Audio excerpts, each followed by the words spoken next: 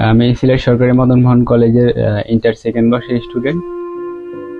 আমি 17 জুলাই থেকে 4 আগস্ট পর্যন্ত আন্দোলনে সক্রিয় ছিলাম। 4 আগস্ট পুলিশ ফায়ার করলে গুলি লাগে, তো অনেকবার চিকিৎসা অপারেশন করা হয়েছে, তখন টাকার অভাবে অপারেশন করতে পারছি না। 1.5 মাস যাবৎ হাসপাতালে থেকে নিঃস্ব হয়ে এখন টাকার অভাবে চিকিৎসা বন্ধ। বৈষম্য বিরোধী ছাত্র আন্দোলন চলাকালে পুলিশের ছররাগুলিতে আহত আকবর হোসেন। ছেলের চিকিৎসা খরচ জোগাতে না পেরে দুশ্চিন্তায় দিন কাটছে আকবরের প্রতিবন্ধী বাবা এবং গৃহিণী মায়ের।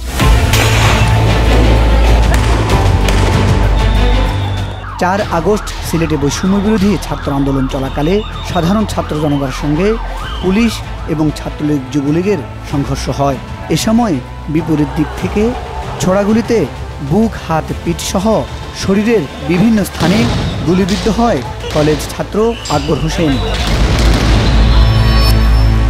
সিলেট মদন মোহন সরকারি কলেজের একাদশ শ্রেণীর ছাত্র আকবর চাঁদপুরের ফরিদগঞ্জ উপজেলার পাইকপাড়া দক্ষিণ ইউনিয়নের দায়চারা গ্রামের দিনমজুর প্রতিবন্ধী রওশন আলীর ছেলে আকবর।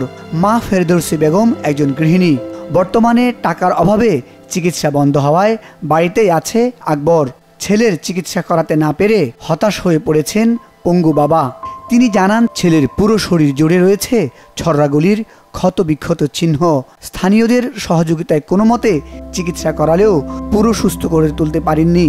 তিনি জানান, এখন পর্যন্ত সরকারি কোনো সহায়তা পাননি তারা। আমি প্রতিবন্ধী, আমার ছেলে আন্দোলন করতে যায়, সিলেট পুলিশের গুলি খাইছে। টাকার জ্বালা আমি চিকিৎসা করতে পারি না, সুস্থ চিকিৎসা করতে পারি না। আপনারা যদি সহযোগিতা করেন সরকারে, তাহলে আমার লাগে ভালো হইতো। আন্দোলনে গুলি খেয়েছে, টাকার অভাবে হুতরে চিকিৎসা করতে পারি না, উন্নত মানের চিকিৎসা করতে পারি না। এলাকাবাসী জানান, রওশন আলী তার ছেলের চিকিৎসা করায় এখন প্রায় নিঃস্ব। টাকার অভাবে এখন তারা মানবেতর জীবনযাপন করছে। 4 আগস্ট পুলিশের গুলিতে পুরা অঙ্গতা জর্জরিত হয়েছে। সে খুবই নিঃসহ, গরিব এবং অর্থের অভাবে সে কোনো চিকিৎসা হইতে পাইতেছে না। যদি সরকার তার প্রতি সহানুভূতি হইতো, তাহলে সে একটু ভালো চিকিৎসা পাইতো। আহত আকবর হোসেন বলেন, বৈষম্য বিরোধী ছাত্র আন্দোলনে 17 জুলাই থেকে সক্রিয়ভাবে মাঠে ছিলেন তিনি। 4 আগস্ট পুলিশের ছররাগুলিতে মারাত্মকভাবে আহত হলে প্রথমে সিলেট সরকারি মেডিকেল কলেজ হাসপাতালে চিকিৎসা নেয়। পরে অন্য হাসপাতালে চিকিৎসা নেয়ার পর উন্নত চিকিৎসার কথা বলা হলেও সেটি আর সম্ভব হচ্ছে না তার পক্ষে। আমাদের ফ্যামিলি অতটা সচ্ছল না, মোটামুটি মধ্যবিত্ত ফ্যামিলি। তো আমার অপারেশন 5 বার করছি, তার বাদে 1 বার সরকারিভাবে করা হয়েছে, আর 4 বার নিজের খরচেই চিকিৎসা করছি। তো এখন যেগুলো আছে এগুলো আগামীতে আবার অপারেশন করে বার করা হবে।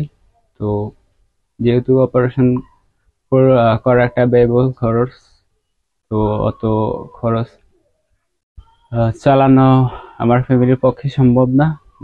এতদিন তারা খরচ চালাইছে, তো এখন আর বেশি একটা চালানো অসম্ভব।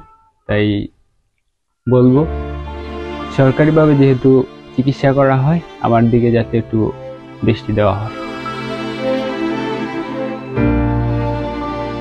দ্রুত আকবরের উন্নত চিকিৎসা না করালে শরীরের অবস্থা অবনতি ছাড়াও সুস্থভাবে বেঁচে থাকা ও নিয়মিত ক্লাসে অংশ নিয়ে শিক্ষাজীবন শেষ নিয়ে সংশয় দেখা দিয়েছে। মুজাহিদ সাকিব, মাছরাঙ্গা নিউজ ডেস্ক।